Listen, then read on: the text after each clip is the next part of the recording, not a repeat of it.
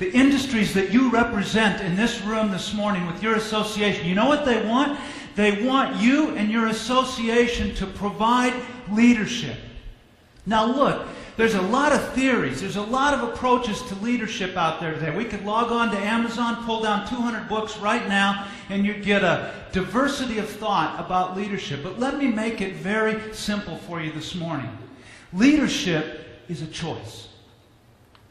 Every day, you and I are confronted with opportunities, multiple opportunities, to step into the breach and to lead, to inspire a coworker who needs encouragement, to kick somebody in the butt that needs to rise to a higher level of performance, to stand up in a meeting and call BS in favor of a better way, to step up to the plate and swing hard for a member or a sponsor who wants to try something radically different to improve your association.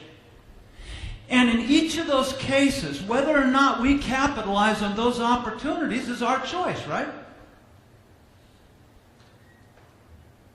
The one thing I can tell you this morning is that at the end of the day, and it's the premise that runs through this book that we just wrote, at the end of the day, you and I were given the freedom, the free will to choose.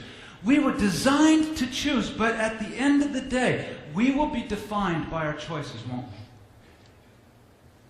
That is to say, you are a product this morning. You, and me. We are products this morning of our decisions, not our conditions.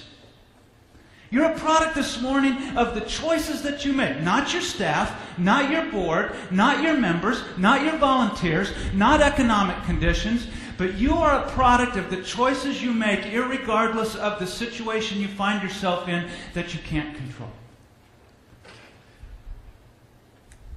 And you get a choice this morning and every morning. You can either lead your life and lead your association, or by default you can hand it off to somebody else. But please make no mistake this morning, ladies and gentlemen, the choices that you're making today and I'm making today are going to determine whether or not you become an executive who is absolutely indispensable to your association, or one who is hardly missed.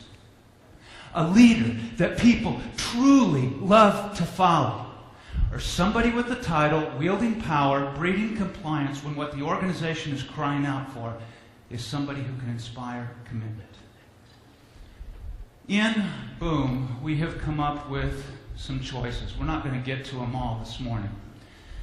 But these choices, I believe, if you will embrace, will not only empower your staff to take more ownership for the success of your association, it will help you breed a commitment and a sense of accountability into the DNA of your culture and your association. And I believe it will help take your association to a higher level of performance. And what I'd like to do this morning is I'd like to walk through a few of these choices and ask the question, how might they be applied to your associations to take you to a new level? Is that an agenda you could live with? Will that work? It has to, man, because that's all I got.